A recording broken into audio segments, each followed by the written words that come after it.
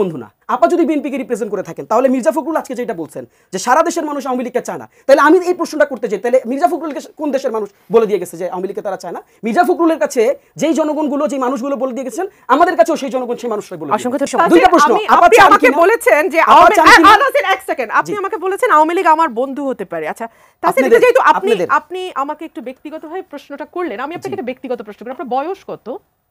না, আমি এই প্রশ্নের উত্তর আপনাকে দিচ্ছি না। আচ্ছা, আপনার বয়স যদি আমি ধরেও নেই 30, ম্যাক্সিমাম 30, আপনার বয়স যখন 13 ছিল তখন থেকে না আমাদের এই যাত্রা শুরু হয়েছে। তো আপনারা 36 দিনে আওয়ামী লীগের বন্ধু হয়েছেন না শত্রু হয়েছেন না কি হয়েছেন বলতে পারবো না, তবে আমরা মনে করি বাংলাদেশে ভিন্ন মতের রাজনীতি থাকবে, থাকতে হবে, এবং ভিন্ন মতের রাজনীতির কোএক্সিস্টেন্সটার নামই হচ্ছে গণতন্ত্র। কোন ভিন্ন মত এটা?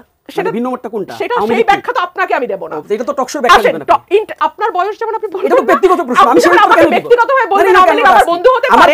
আপনি যেমন বলতে পারেন আপনি আমার বন্ধু হতে পারে, আপনি যখন বলতে পারেন আমার বন্ধু হতে পারে, তখন আমি আপনাকে প্রশ্ন করতেই পারি যে আপনার বয়স যখন 13 ছিল সম্ভবত তখন থেকেই আমাদের এই যাত্রা। আর ইন্টারিমটা কে? মাহফুজ সাহেব আর আসিফ সাহেব আর নাহিদ সাহেব কয়েকদিন আগ পর্যন্ত ইন্টারিমের অংশ ছিল না। মাথায় হাত বুলিয়ে বলে তুমি বাংলাদেশের পরবর্তী প্রধানমন্ত্রী।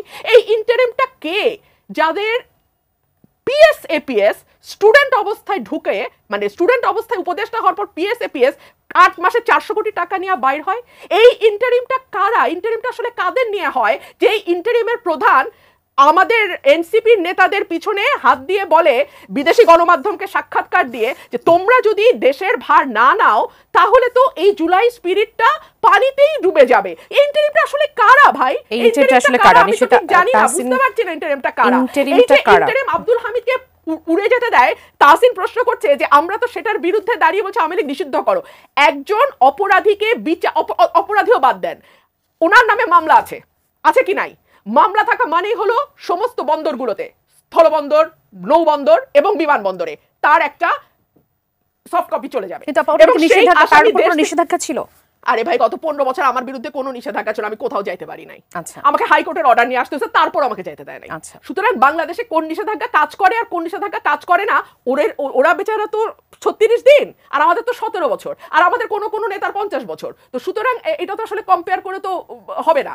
তো এই যে বিমানবন্দর পার হওয়া না হওয়া যে সরকারের ইচ্ছাধীন, এগুলোর ভুক্তভোগী তো আমরা। তো আব্দুল হামিদ যাচ্ছে এনএসআই ডিজিএফআই এর অনুমোদন নিয়ে, বরখাস্ত হয় পুলিশ কর্মকর্তা। এই প্রশ্নগুলো না তুলে আপনি যখন একটা ব্রড আমব্রেলা নিয়ে আসবেন, আপনার একটা ছাতার নিচে আপনি সবকিছুকে ফিট ইন করানোর চেষ্টা করবেন, তখন তো এই ভাইটাল প্রশ্নগুলোর আর কোনো জবাব কোনোদিনও আমরা খুঁজে পাবো না। এবং এই ব্রড স্পেকট্রামের ছাতার নিচে সবাই ঢুকতে ঢুকতে তারপরে দেখা যাবে আসল যে প্রশ্নগুলো ওঠার কথা রাজনীতির মাঠে, সেই প্রশ্নগুলো হারিয়ে যায়। আপা যেভাবে করে আইভি রহমানকে ডিফেন্ড করছিলেন, মানে আপা আরাফাতদের মতন ভুল আমি ডিফেন্ড করি না, আমি একটা তুলনামূলক চিত্র দিয়েছি। আপা বলুক, আমি থেমে যাই। আমি তুলনামূলক চিত্র দিয়েছি। আমি পার হয়ে যায় তাহলে ওই রাতেই কেন আবার তাকে গ্রেফতার করা হবে? না, আপা বলুক, শেষ হলে তাহলে আমি আপনি তুলনামূলক চিত্র দিছি। তাহলে আপা আপনি বলেন, তাহসিন বলবেন। মানে আপনি যদি সুযোগ আমরা খুব বেশি সময় পাবো না।